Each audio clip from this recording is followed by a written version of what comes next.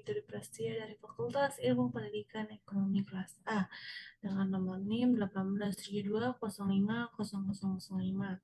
Di sini saya akan memenuhi proyek UAS dengan mata kuliah manajemen berbasis sekolah. Saya akan membahas tentang pengertian, tujuan, manfaat manajemen berbasis sekolah. Langsung saja kita ke pembahasan. Ya, pengertian manajemen berbasis sekolah atau MBS. Manajemen berbasis sekolah itu berasal dari tiga kata, yaitu manajemen berbasis dan sekolah. Manajemen adalah sebuah proses menggunakan sumber daya secara efektif untuk mencapai sasaran. Berbasis memiliki latar dasar basis yang berarti dasar dan asas. Sekolah adalah lembaga untuk belajar dan mengajar, serta tempat menerima dan memberikan pembelajaran. Berdasarkan makna lesikal tersebut, maka MBS dapat terkenal sebagai pengguna sumber daya yang berasaskan pada sekolah itu sendiri dalam proses pengajaran atau pembelajaran.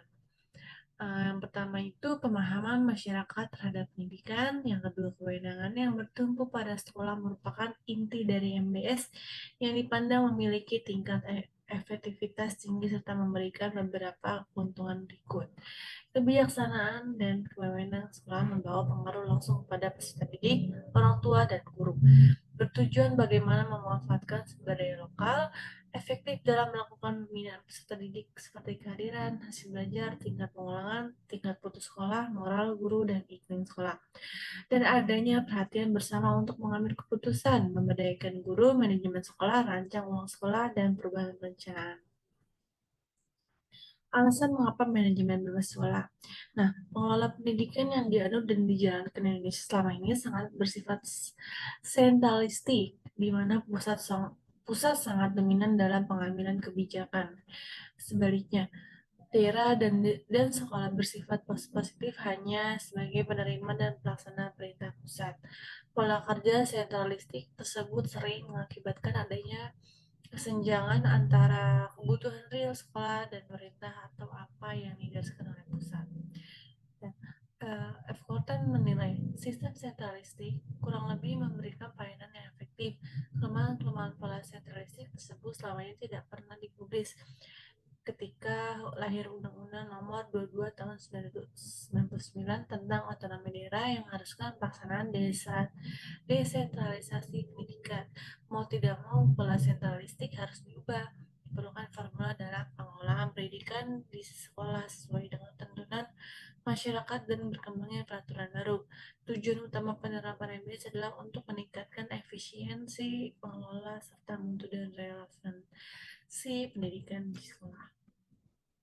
Nah, ciri-ciri manajemen berbasis sekolah itu dalam dalam manajemen berbasis sekolah itu peran masyarakat serta sangat penting. Tidak seperti masa lalu yang hanya terbatas memobilisasi sumbangan uang dan sejenisnya. Nah, sekolah sebagai lembaga pendidikan dalam MBS memiliki fungsi dan peran yang sangat besar. Masalah keuangan, kegiatan pembelajaran, sarana prasarana, dan seluruh komponen penunjang pendidikan di sekolah merupakan tanggung jawab sekolah yang telah diresolve oleh masyarakat. Dari paparan di atas, maka dapat disimpulkan bahwa ciri-ciri manajemen bersekolah di antara lain ada upaya meningkatkan peran serta BP3 dan masyarakat untuk mendukung kinerja sekolah. Program sekolah disusun dan dilaksanakan dengan mengutamakan kepentingan proses belajar mengajar, kurikulum, bahkan kepentingan administrasi.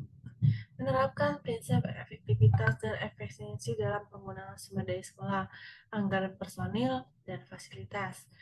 Dan yang terakhir, mampu mengambil keputusan yang sesuai dengan kebutuhan, kemampuan, dan kondisi lingkungan sekolah, walau berbeda dari pola umum atau kebiasaan.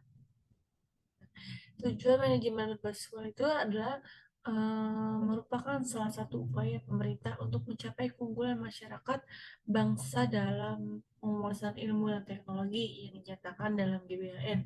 Hal tersebut diharapkan dapat dijadikan landasan dalam pengembangan pendidikan di Indonesia yang berkualitas dan berkelanjutan, baik secara makro, meso, maupun mikro. Nah, MBS yang ditandai dengan otonomi sekolah dan pelibatan masyarakat merupakan respon pemerintah terhadap gejala-gejala yang muncul di masyarakat, bertujuan untuk meningkatkan efisiensi mutu dan pemerataan pendidikan. Peningkatan efisiensi antara lain diperoleh melalui keleluasaan mengelola sumber daya, partisipasi masyarakat, dan penyederhanaan birokrasi. Sementara peningkatan mutu dapat diperoleh antara lain melalui partisipasi orang tua terhadap sekolah, fleksibilitas pengelolaan sekolah dan kelas. Peningkatan profesionalisme guru dan kepala sekolah, berlaku sistem insentif secara disentif. Peningkatan pemerataan antara lain diperoleh melalui peningkatan partisipasi masyarakat yang memungkinkan pemerintah lebih berkonsentrasi pada kelompok tertentu. Hal ini dimungkinkan karena pada sebagian masyarakat tumbuh rasa kepemilikan yang tinggi terhadap sekolah. Manfaat manajemen bebas sekolah itu memberikan kebebasan dan kekuasaan yang besar kepada sekolah, disertai seperangkat tanggung jawab. Dengan adanya otonomi yang memberikan tanggung jawab pengelolaan sumber daya dan pengembangan strategi MBS sesuai dengan kondisi setempat. Sekolah dapat lebih meningkatkan kesejahteraan guru sehingga dapat lebih berkonsentrasi pada tugas, keleluasaan, dan mengelola sumber daya dan dalam menyatakan masyarakat untuk berpartisipasi mendorong profesionalisme pada sekolah. Dalam peranannya sebagai manajer maupun pimpinan sekolah, dengan diberikannya kesempatan kepada sekolah untuk menyusun kurikulum, guru didorong untuk berinovasi dengan melakukan eksperimentasi di lingkungan sekolahnya. Dengan demikian, BES mendorong profesionalisme guru dan kepala sekolah sebagai pemimpin pendidikan di sekolah. Nah, faktor-faktor apa aja sih yang perlu diperhatikan dalam manajemen dan yang pertama itu kewajiban sekolah, yang kedua kebijakan dan prioritas pemerintah, yang ketiga peranan orang tua di masyarakat, dan yang terakhir keempat peranan profesionalisme dan manajerial. Kepala sekolah, guru, dan tenaga administrasi harus memiliki pengetahuan yang dalam tentang pendidikan dan prinsip-prinsip pendidikan untuk menjamin bahwa segala keputusan penting yang dibuat oleh sekolah didasarkan atas pertimbangan pendidikan. Kepala sekolah perlu mempelajari kebijakan pemerintah maupun prioritas sekolah sendiri. Ia harus pertama memiliki kemampuan untuk berkolaborasi dengan guru masyarakat di sekitar sekolah. Yang kedua, memiliki pemahaman dan wawasan yang luas tentang teori pendidikan dan pembelajaran. Yang ketiga, memiliki kemampuan dan keterampilan untuk menganalisis suatu situasi sekarang berdasarkan apa yang seharusnya serta mampu memperkirakan kejadian di masa depan berdasarkan situasi sekarang. Model-model manajemen bersekolah. Yang pertama, model MBS di Indonesia. Model MBS di Indonesia disebut manajemen peningkatan mutu berbasis sekolah atau MPMBS. Dapat diartikan sebagai model manajemen yang memberikan otonomi lebih besar kepada sekolah, fleksibilitas kepada sekolah, dan mendorong partisipasi secara langsung warga sekolah dan masyarakat untuk meningkatkan mutu sekolah berdasarkan kebijakan pendidikan nasional serta peraturan perundang-undangan yang berlaku.